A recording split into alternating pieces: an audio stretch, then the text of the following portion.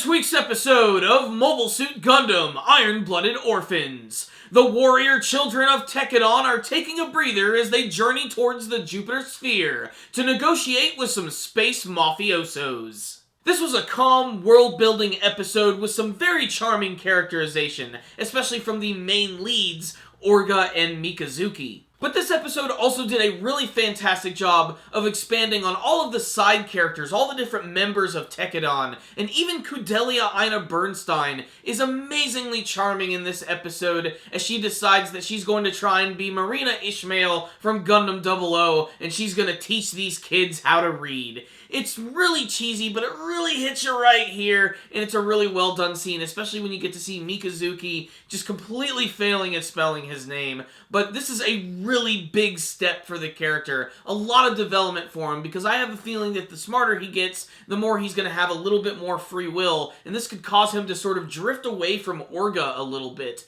And therein lies one of the best things about this episode, is getting to see how Orga and Mikazuki's relationship actually works. Where basically Mikazuki sees Orga as like a god. He just completely goes with everything he says and is impressed by everything he does. Because of this, Orga has to constantly live up to those expectations, and that sometimes means having to do some really crazy stuff, like negotiating with some mafia guys in space who could potentially end up killing them or turning them over to Galahorn. Their relationship is complex, and honestly I think is what is probably the best part of this show, aside from, of course, the awesome mobile suit battles. Speaking of which, there's this scene at the beginning of the episode where you have the character of McGillis Farid, and he's talking to Ein Dalton, the guy who used to work under Crank.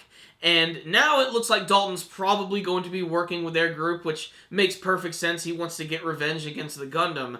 And they start talking about the Gundams a little bit, how they were used in the Calamity War, how strong they are, and apparently there are 72 of them, which leads me to believe, hopefully, that we are going to see all of these things in action. Would that not be amazing? Let's go G-Gundam style with this and just introduce all of these mobile suits. The thing is, I don't know how they would do that, but damn, that would be pretty freaking awesome. It doesn't look like it's going there anytime soon. The preview for the next episode just looks like more of the Grey's mobile suits, or like variants of them, fighting against the Gundam. But it's getting me excited. I can't wait to learn a little bit more about the lore of this world that they definitely get into a lot in this episode, especially with Kudelia talking about the Calamity War in the past and how everybody was divided into these 4 factions. So what's the rundown on this week's episode of Mobile Suit Gundam Iron-Blooded Orphans? A very simple, a very nice and calm episode, but one that I really enjoyed. There's just so many little character moments in this episode, which makes you really care about all the different members of Tekkedon.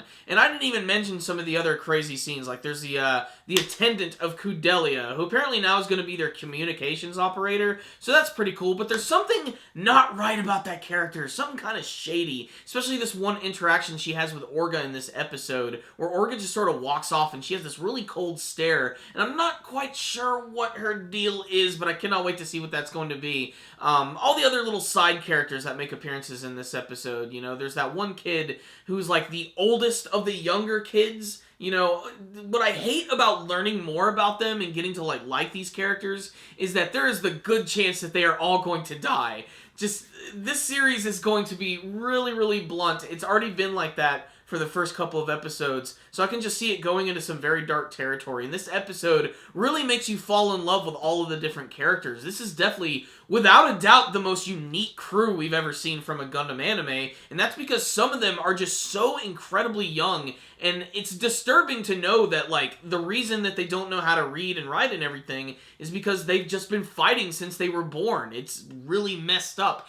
They always try to remind you of that in every episode, especially because things look all nice and pretty, and then boom, they remind you that they're child orphan soldiers. It's just, it really hits you hard. But yeah, this was a great episode with a lot of fantastic characterization. I really enjoyed it. You know, it's definitely a big change of pace from Gundam Build Fighters, which was just a non-stop stupid action fun fest, which I really loved. But watching the series has really made me miss like this old school style Gundam storytelling, because I really do care about the characters a lot, and I can't wait to see their growth and how they're going to change over the course of the series. So this was a very nice breather episode, and I really enjoyed it. I think it's really crucial to build on these characters. This way we can care about them when they go into battle, especially because it looks like getting to Earth is not going to be easy. It looks like there's going to be a few stops along the way, which are of course going to result in a lot of mobile suit battles and probably some big casualties. So I can't wait to see how this series is going to wrap up, but for now, this episode right here was pretty freaking great. I loved it. It was a little slow in some parts,